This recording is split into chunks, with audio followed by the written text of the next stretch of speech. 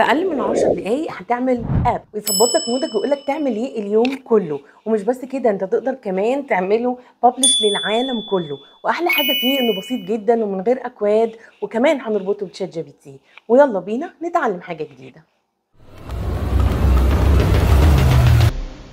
اهلا بيكم. زي ما وعدناكم، ناس كتيره جدا كانت طلبت ازاي نقدر ان هي تستخدم ابلكيشن سانكبول، تتعرف عليه اكتر، تتعرف على الفيتشرز بتاعته اكتر.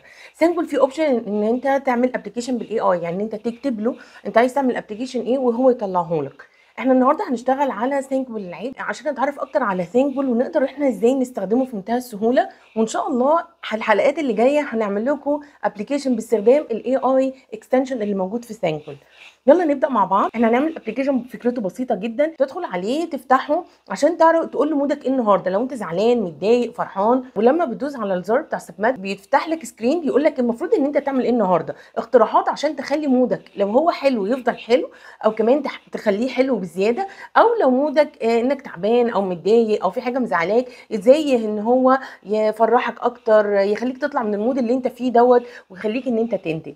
فكرته لطيفه جدا وظريفه، وطبعا كل الحاجات المودز ديت هنبعتها للشات جي بي تي وهو اللي هيدينا الاجابه.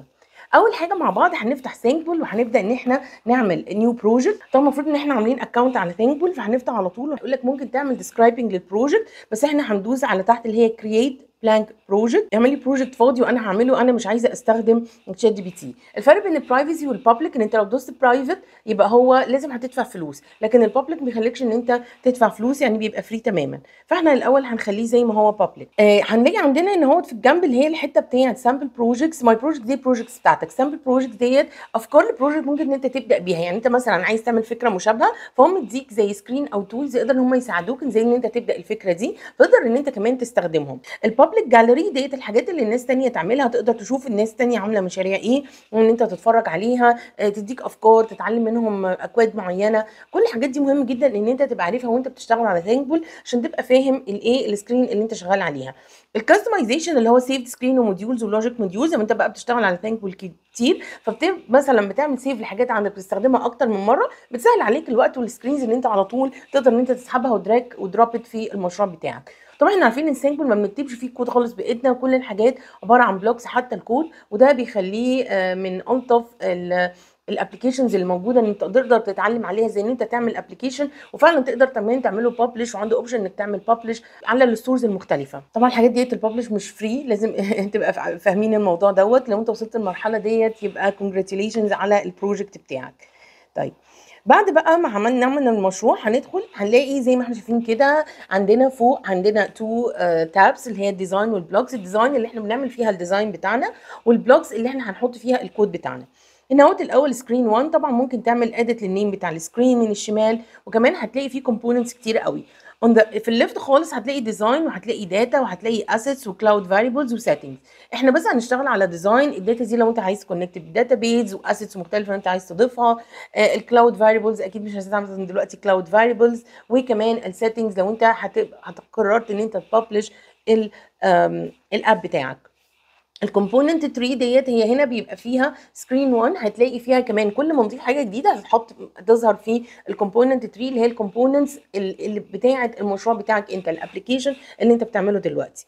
تقدر من تحت هنا تاد كومبوننتس. لو جينا بصينا في الكومبوننتات هنلاقي الحاجات العاديه البيزكس اللي هي الباتن والليبل والريتش تكست الايمج، الحاجات اللي بتبقى موجوده في اي ابلكيشنز انت كمان وانت كمستخدم بتبقى عارفهم، لان احنا دلوقتي كلنا بنستخدم موبايلات وبنشوف الحاجات دي موجوده في الابلكيشنز بتاعتنا. طيب هنلاقي كمان بعد كده ايه عندنا، هتلاقي عندنا كمان الداتا. لو انا عايزه سمبل ليست داتا فيور جريد، لو انا عايزه استخدم داتا والداتا اللي عندي عايزه اشوف ان انا ازاي هعمل لها ديسبلاي. والانبوتس طبعا لو هو اليوزر هيعمل انبوت زي سلايدر والسويتس والتشيك بوكس، اي حاجه من الحاجات اللي اليوزر بيدخل فيها داتا.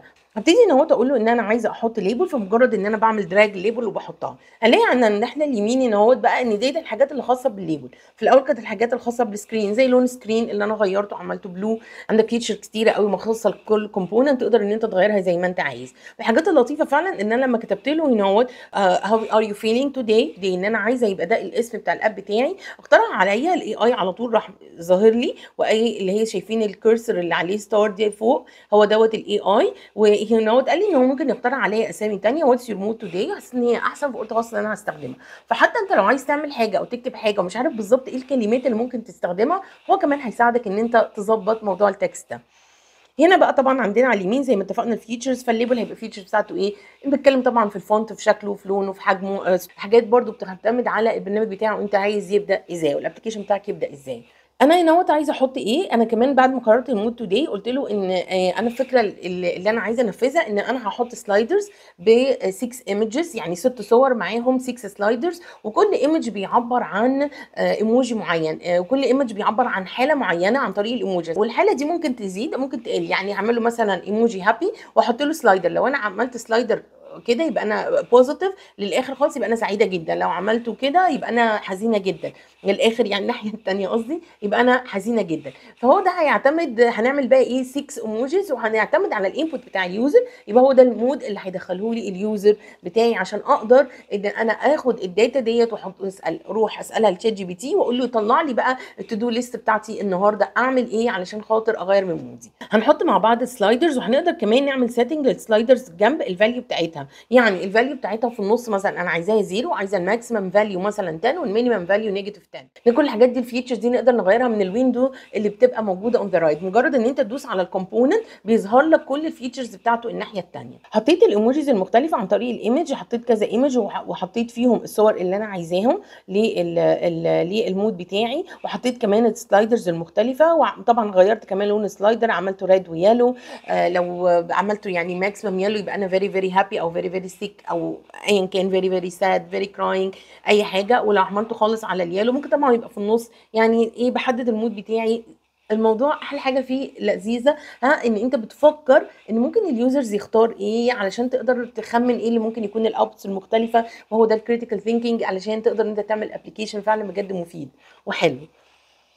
وطبعا هحط الزرار بتاعي وهسميه سبمات، ان هو بعد ما يختار الفيلينج بتاعه هيدوس سبمات، وهنا هتظهر له الشاشه الجديده اللي هتقول له هاو ار يو فيلينج توداي. بعد ما خلصت الديزاين بتاع سكرين 1 هروح لسكرين 2. سكرين 2 هتبقى بسيطه جدا ما يبقاش فيها اي حاجه، وهنحط فيها ليبل هنقول له بيكتب له ايه هي السكرين دي عباره عن ايه، اللي هي recommendations for enhancing your mood today. وهستخدم الكومبوننت اللي هو ريتش تكست لان انا عندي كلام كتير جدا شات جي بي تي هيطلعه لي، فهقول له انا عايزه الاوتبوت يبقى ان هو مش هكتب فيه حاجه، انا بس هحطه بس هستخدمه عشان احط فيه الانسر اللي هتطلع لي من تشات جي بي تي ان هي تتنقل لي في سكرين 2. خلصنا الديزاين بتاعنا هنروح بقى للبلوكس وهنبدا ان احنا نشوف احنا عايزين نعمل ايه. احنا عايزين ان كل الكود بتاعنا هيبقى محطوط في الزرار بتاع سبميت، لما يكليك سبميت هيروح ياخد كل الداتا يديها لتشات جي بي تي، وكمان هيقوم عامل لنا ديسبلاي في السكرين 2. يبقى انا هقول له وين سبميت كليك انا عايزاك تعمل ايه، عايزه الفاريبلز، اعمل فاريبلز علشان اقدر استخدم فاريبلز بين تو سكرينز، ما انا الفاريبلز ديت عايزه اباسط مثلا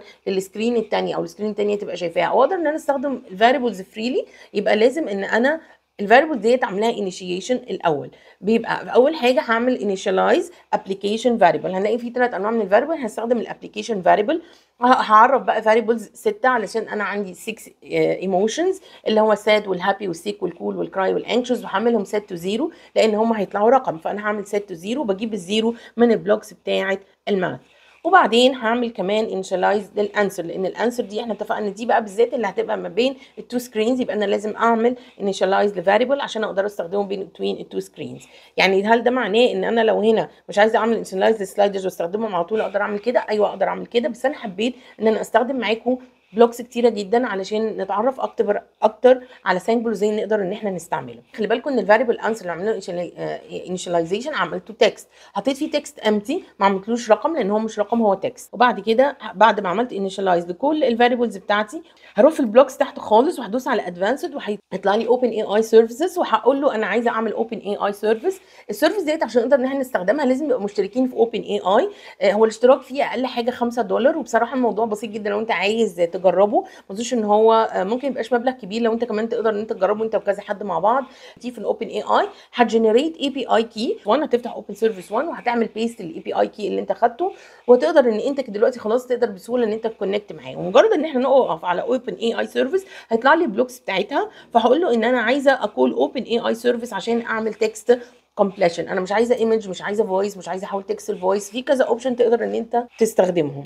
هنختار التكست كومبليشن، في الاول ان هو البرومبت بتاعي هقول له ان انا عايزاك تديني الليسته اكوردنج تو المود بتاعي النهارده، وانا هديله المود بتاعي. اقدر ان انا استخدم جوين علشان كمان اعمل جويننج بالايه، بالانسرز اللي هي جايه من السلايدرز، او الفاليوز، القيم اللي جايه من السلايدر انا عايزه احطها مع البرومبت بتاعي. فهعمل جوين، انا خليتها مترتبه زي ما انا بكتب للشات جي بي تي، علشان كل ما بيبقى كلام مرتب وكل ما بكتب له تفاصيل اكتر كل ما الاجابه بتكون افضل. فعملت ده فعلا وخدت بالي جدا وانا بنفذ هنا في البرومبت.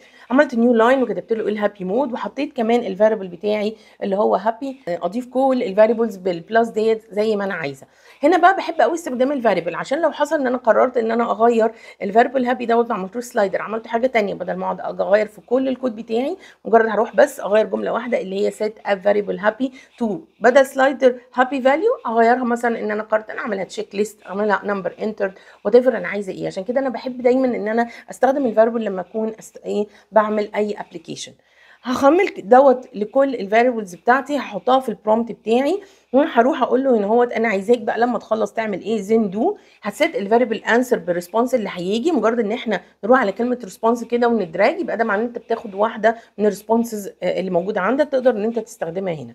وسيت الانسرز بتاعتي الريسبونس، ونافيجيت تو سكرين 2. طيب تعالوا بقى نشوف مع بعض ايه اللي هيكون موجود عندنا في سكرين 2. في سكرين 2 انا عايزه ان هو الكود يتحط لما تفتح، يعني لما سكرين 2 اوبنز، لما هدوس على كلمه سكرين 2 هيظهر لي البلوكس بتاعتها، هقول له وين سكرين 2 انا عايزاها لما تفتح. تسيت ريتش تكست، هجيبها منين؟ لما ادوس على ريتش تكست هيظهر لي كل البلوكس بتاعتها، اقول له عايزاك تسيت ريتش تكست، يعني التكست اللي المفروض يتكتب جوه ريتش تكست عايزاك تعمل له ايه اللي هو الاب فاريبل انسر، الفاريبل بتاعي اللي هو الانسر اللي جاي من الشات جي بي تي. وفي الاخر كمان انا غيرت، عملت ايه الكالر بتاعه، قلت له عايزاك تخسر الريتش كالر بتاعي يكون ابيض مش اسود، ممكن برده نعمل الاوبشن ده. وفي الاخر بقى عندي زي ما احنا شايفين كده، جربته لكم كذا مره بمودز مختلفه، قدرت ان انا اعمل الابلكيشن بتاعي كونكت بالتشات جي بي تي، واداني بلان اقدر ان انا ابدا بيها يومي، لو انا يومي حلو، يومي عيان، يومي زعلان، مريض، ايا كان، حزين، اليوم بتاعي عامل ازاي. اتمنى ان يكون الاب عجبكم، اتمنى ان انتم تنفذوه وتبعتوا لنا الابلكيشن بتاعكم. لو عندكم اي اسئله اكتبوا لنا في الكومنتات،